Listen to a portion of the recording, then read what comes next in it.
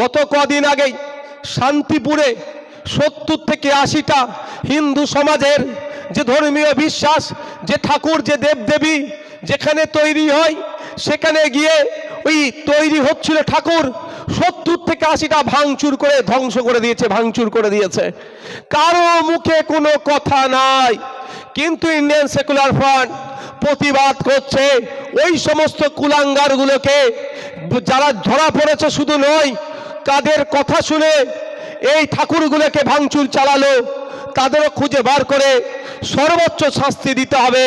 অন্য কোনো রাজনৈতিক দল বলেনি, আইএসএফ বলছে, আপনার আমার পার্টি কথা বলছে।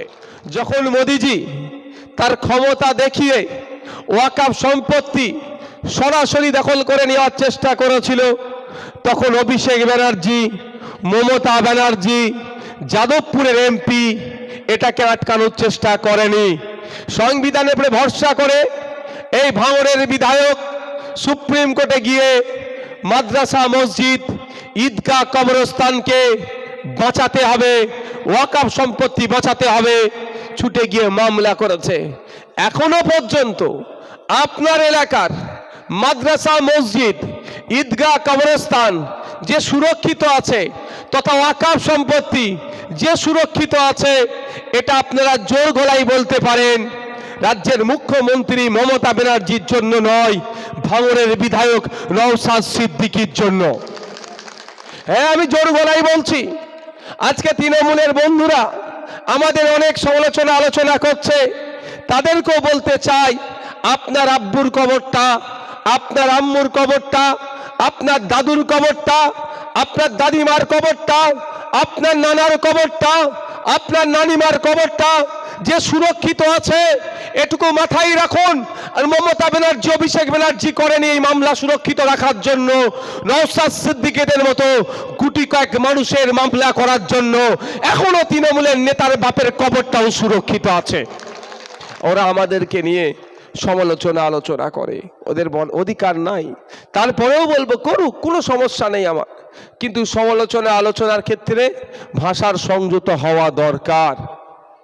You have to right, you can criticism, আপনার অধিকার আছে, আপনি এই সমালোচনা করতেই পারেন, কিন্তু আপনি সমালোচনা করার ক্ষেত্রে দুটো বিষয় খুবই ভাবে আপনাকে মাথায় রাখতে হবে। প্রথমত ভাষার শালীনতা, দ্বিতীয়ত কি আছে ওই বিষয়ে আপনাকে জ্ঞান রাখতে হবে। আপনি জ্ঞান নাই আপনার, আপনি এই বিষয় জানেন না, আর বকতে লেগে গেলেন, তাহলে কি হবে? ভুল বকবে, যেটা শাসক দলের অধিকাংশ নেতারা করছে। তার একটা উদাহরণ দিয়েছিলাম, খেয়াল আছে? আর নতুন করে দিয়ে টাইম নষ্ট করে লাভ নেই ওদের পিছনে।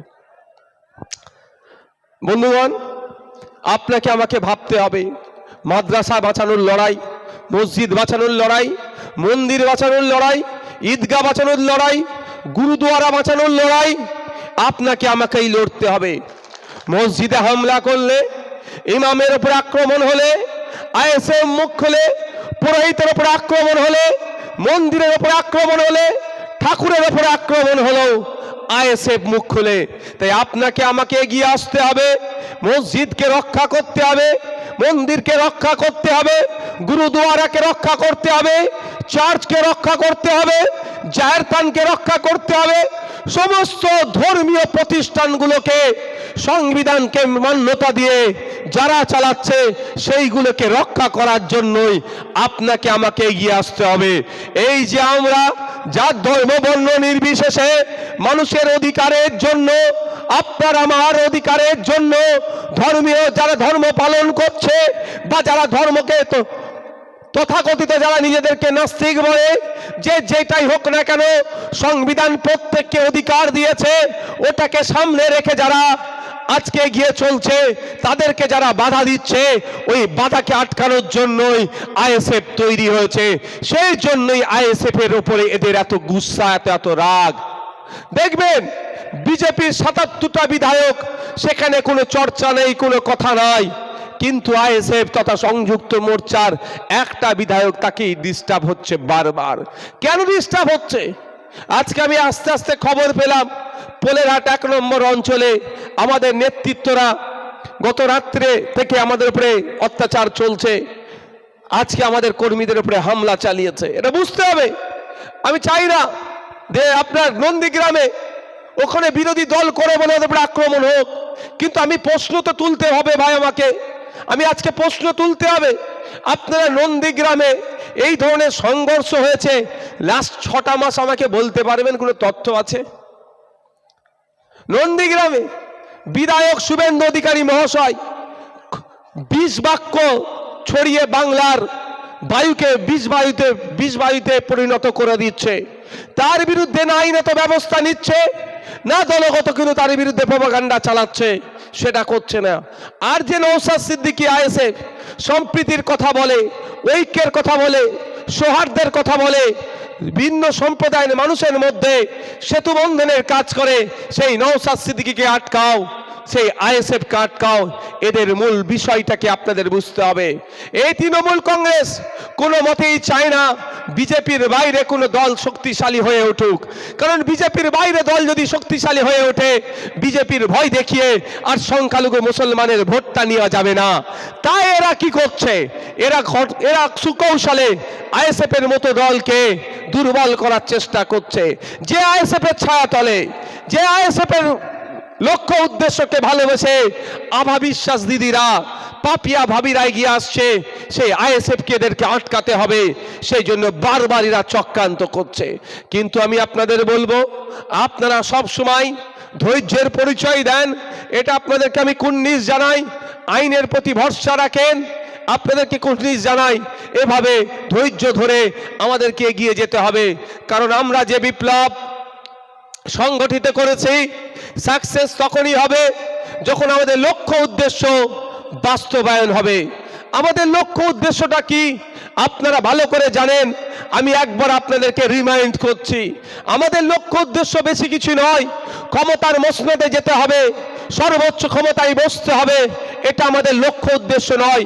আমাদের লক্ষ্য উদ্দেশ্য হচ্ছে ভাঙড়ের মানুষ কলকাতা আরজি করে গিয়ে কেন ট্রিটমেন্ট করবে, এটা বন্ধ করা। আমাদের লক্ষ্য উদ্দেশ্য সুন্দরবনের মানুষ কলকাতার চিত্তরঞ্জনে পিজিতে গিয়ে কেন ট্রিটমেন্ট করবে, এটা বন্ধ করা। আমাদের লক্ষ্য উদ্দেশ্য বাঁকুড়ার মানুষ, পুরুলিয়ার মানুষ, দার্জিলিংয়ের মানুষ, মালদার মানুষ, মুর্শিদাবাদের মানুষ, দিনাজপুরের মানুষ কেন হেভি ট্রিটমেন্ট করতে হলে কলকাতায় সরকারি হসপিটালে আসতে হচ্ছে, এটা বন্ধ করা। আমাদের লক্ষ্য উদ্দেশ্য হচ্ছে এইগুলোকে বন্ধ করে প্রতিটা জেলায় জেলায় পিজি তৈরি করা, আরজি কর তৈরি করা, এনআরএস তৈরি করা, চিত্তরঞ্জন তৈরি করা। জেলার মানুষ জেলাতে ট্রিটমেন্ট পাক, এটাই আমাদের লক্ষ্য উদ্দেশ্য। আমরা সরকারকে প্রস্তাব দিচ্ছি, বর্তমান যে সরকার আছে তাকে প্রস্তাব দিচ্ছি এই বিষয়গুলো তারা করুক। তারা যদি না করে, আমাদেরকে যদি বাংলার মানুষ সুযোগ দেয়, আমি আপনাদের কথা দিয়ে যাচ্ছি, সরকারে থাকলে 5 বছরে 5টা জেলাতে 5টা এনআরএস, আরজি কর, পিজির মতো হসপিটাল তৈরি করে আমরা দেখিয়ে দেব। সম্ভব, অসম্ভব কিছু নাই। কেন? তাও প্রমাণ দিচ্ছে। আপনারা দেখেছেন কল্যাণীতে এইমস তৈরি হয়েছে, জানেন তো আপনারা? এখানকার কিছু রোগীর গিয়ে ট্রিটমেন্ট করে। কেন আপনাদেরকে কল্যাণীতে যেতে হচ্ছে? আপনি একজন কৃষক, আপনি দিনে 300 টাকা ইনকাম করেন, আপনি এখান থেকে কল্যাণীতে যাবেন, একদিন যাবে, চলে যাবে, সেই দিনে 300 টাকা গেল। আর আপনার জেলায় হলে চাষবাস সব করে নিলেন, দুপুরবেলা খাওয়া দাওয়া করে গিয়ে ট্রিটমেন্টটা করে আসলেন। কল্যাণী এইমস তৈরি করতে 1000 কোটি টাকা মতো খরচ, যেটা 700 কত কোটি টাকার প্রজেক্ট, আমি ধরছি 1000 কোটি টাকার। এবারে হেলথ বাজেট কত জানেন পশ্চিমবাংলার মানুষের জন্য? 25,000 কোটি টাকা। আপনারা বলুন, এই 25,000 কোটি টাকা আপনার আমার হেলথ বাজেট পশ্চিমবাংলার 10.5 কোটি মানুষের জন্য, কিন্তু তারপরেও আমরা কি সরকারি পরিষেবা পাচ্ছি? এর উত্তর দেবেন। কিন্তু 25,000 কোটি টাকা পশ্চিমবাংলার মানুষের জন্য এই বছর 1 বছরের জন্য খরচ করে, তা যাচ্ছে কোথায়? এগাটোকাট হয়ে কালীঘাটে হয়তো পৌঁছে যাচ্ছে। তা আপনারা বলুন, ওই 25,000 কোটি টাকা 1 বছরে যদি ওখান থেকে মাত্র 1,000 কোটি টাকা বার করি, একটা কল্যাণীর মতো এইমস তৈরি হবে না? পিজি একটা তৈরি হবে না? আরজি কর তৈরি হবে না, এনআরএস তৈরি হবে না।